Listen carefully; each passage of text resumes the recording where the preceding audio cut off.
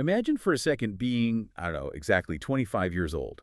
You're sitting in a boardroom, and you suddenly realize that a completely random, highly specific question you asked a few years ago, like late at night in your college dorm room, has literally just triggered a $60 billion corporate bidding war. Which is just an absolutely insane scenario to find yourself in. Right. But that is exactly the reality we're diving into today. We are taking a deep dive into an absolutely wild story about the future of work and, well, how the fundamental nature of human intelligence tasks is shifting. So if you've ever wondered how AI is going to fundamentally change the way you think or create or solve problems, this is perfectly tailored for you. It really is. I mean, we are looking at the explosive rise of Anysphere and their AI code editor, which is called Cursor. And the sheer velocity of this company is staggering. Yeah, pulling from our sources today, it paints this incredible picture.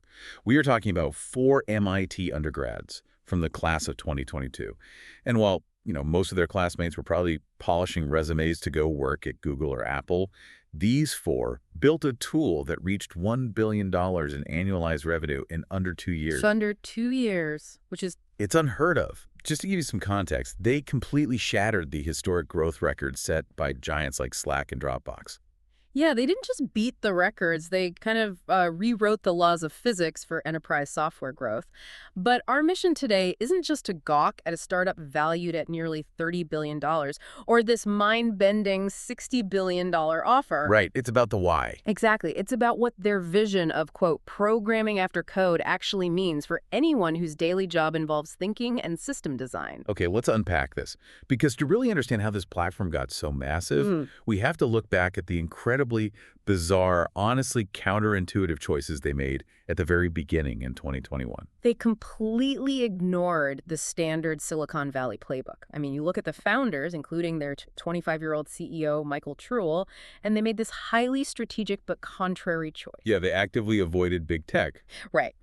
They stayed totally away from the mainstream AI efforts because they genuinely felt that if they joined the crowd, they'd just be late to the party. Which led to their first idea, which, let's be real, is pretty funny in hindsight. Oh, for sure. Their very first concept was building a co-pilot specifically for mechanical engineers. Wait, mechanical engineers? Yeah. Just them? Yeah, because it was this sleepy, uncompetitive space. They wanted somewhere quiet to build. But, tech moves incredibly fast.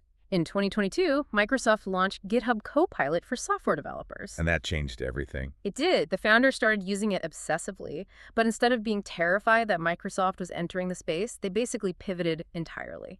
They saw the massive structural limitations of GitHub Copilot and decided to compete directly. It's like watching a massive tech giant release the first ever smartphone, noticing the battery life is terrible and saying, you know what?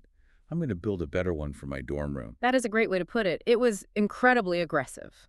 But then they made a technical move that honestly makes you question their sanity. They decided to fork Visual Studio Code. I mean, VS Code is Microsoft's juggernaut code editor. The golden rule of startups is to build the minimum viable product, don't reinvent the wheel. Why take on the massive headache of forking an entire software architecture? What's fascinating here is that breaking that specific golden rule was actually the secret to their entire success. Because look at what forking actually means. Right. It's not just a plugin. Exactly. If you just build a plugin, you are renting a room in someone else's house. You have to follow the landlord's rules. You can't knock down walls. Stuck with their plumbing. Precisely. They knew that to reimagine the whole developer experience for the AI era, they needed total control over the environment. Forking gave them that control. It allowed them to build progressive guidance and let the AI edit code fluidly anywhere on the screen, not just in some clunky little sidebar chat box. So they basically took control of the entire workbench. But what does that control actually do for the person sitting there typing? Because that brings us to how Cursor functions in practice, and it's kind of magical.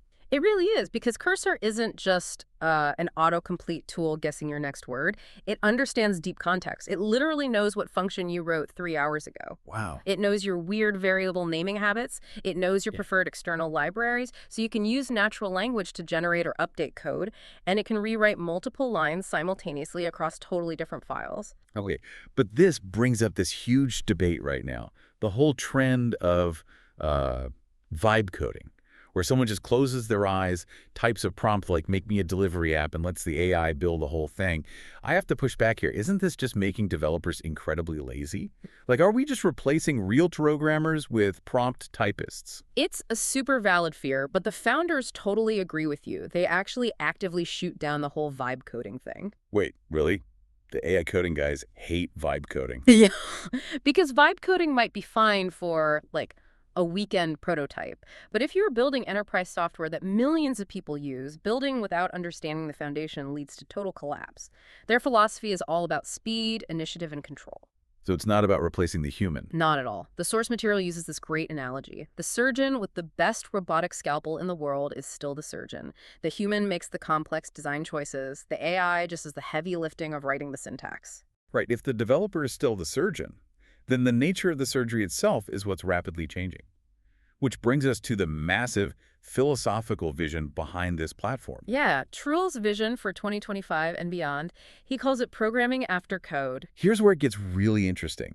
Because if you look at the history of computing, right? Yeah. Back in the day, machine code meant you literally had to know the hardware switches. Yep, punch cards and physical switches. Then assembly language made it a bit more legible. Then high-level languages like Python and Java made it accessible to millions. And now we're moving to natural language intent. But doesn't this mean the actual definition of what a programmer is fundamentally changing forever? If we connect this to the bigger picture, absolutely. The new definition of a programmer isn't someone who memorizes syntax. It's someone who understands a system well enough to guide the AI, to spot its inevitable errors, and make high-level architectural choices. It's a talent multiplier. Exactly. It democratizes coding without eliminating the need for actual expert oversight. And this philosophy of amplifying the human clearly struck a massive nerve in the market, because the financial validation they got next is just historically unprecedented. Yeah. Let's talk about these absurd numbers. Oh, the numbers are wild. Right. So October 2023, they raised an $8 million seed round, which included the OpenAI Startup Fund and Nat Friedman. By late 2025, the valuation hit $29.3 billion. And remember, they reached $1 billion in annualized revenue in about 1 year and 8 months. Which is just staggering. I mean, Slack took 2.5 years just to hit 100 million. Dropbox took 4 years. NVIDIA CEO Jensen Huang even called it his favorite enterprise AI service. Yeah, the heavy hitters were watching. In early 2025, OpenAI actually tried to buy them. Oh, right. And they failed. And then OpenAI immediately turned around and spent $3 billion on a competitor called Windsurf just to stay in the game. Which tells you everything you need to know about the market panic. And then, April 2026. SpaceX steps in and agrees to an optional acquisition for a mind-blowing $60 billion. So what does this all mean? The biggest tech players on Earth are no longer just watching this dorm room project. They're trying to swallow it whole. It's incredible validation, yeah. But this raises an important question. A $60 billion valuation from SpaceX sounds like a fairy tale ending, but it actually introduces massive systemic problems for both the company and the world. There are really 5 major headwinds here. Okay, let's break those down. First is model dependency. Cursor relies heavily on OpenAI and Anthropic models. They are trying to build their own model called Composer, but it is astronomically expensive to train. Because AI economics are totally different from normal software, right? Exactly, which is the second challenge. Economics. AI inference costs are brutal. Every time you ask the AI to code, it burns heavy compute. One investor in the sources put it perfectly. Spending $1 to make 90 cents is not a business. No matter how fast you're growing. Right. Third is the talent drain. Elite engineers are scarce. Top guys like Jason Ginsberg and Andrew Milich recently left Cursor to join Elon Musk's xAI. You're constantly fighting billionaires to keep your staff. That's got to be exhausting. Very. Fourth is ethical responsibility. If Cursor writes code that gets put into Fortune 500 infrastructure like a bank and it fails, who is legally responsible? The AI or the human? Oh man, the liability there is terrifying. It's a huge gray area. And finally, the fifth challenge is the concentration of power, specifically regarding that SpaceX deal. I really want to zero in on that SpaceX deal. Because I have to push back here.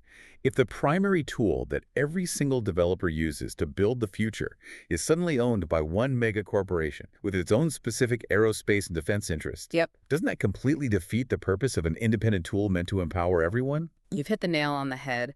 When a development environment becomes this universally vital, corporate ownership becomes a global security issue. It's a question of technological independence. If one entity controls the lens through which we translate human intent into software, they hold unbelievable leverage over all global innovation. It's just a massive concentration of power. It really is, and we have to think critically about who owns our infrastructure. Well, we have covered some serious ground today. To wrap this up, we looked at four 22-year-olds who completely defied standard startup orthodoxy. They built a tool that redefines coding from, just typing syntax to actually managing intent. And they sparked a $60 billion bidding war, all while raising some thrilling and honestly terrifying questions about the ethics of our digital world. It really shows that how we build is just as important as what we build. Absolutely. And as we leave you today, I want to leave you with a final thought to mull over. Something that builds on everything we've talked about. If natural language really becomes the ultimate programming language, what happens to the billions of lines of legacy code out there? Oh, that's a scary thought. Right. Think about the global banking systems running on ancient languages like COBOL. When the generation of engineers who knew how to read that actual syntax retires, and we leave it entirely up to AI to translate that foundation. Because humans only know how to speak intent now. Exactly. Are we just building this towering, glittering skyscraper where eventually nobody on Earth actually understands how the basement works? It's something to think about. Thank you so much for joining us on this deep dive. Keep questioning the systems you use, keep exploring, and remember that your capacity to learn and adapt is your best asset in the AI era. We will catch you next time.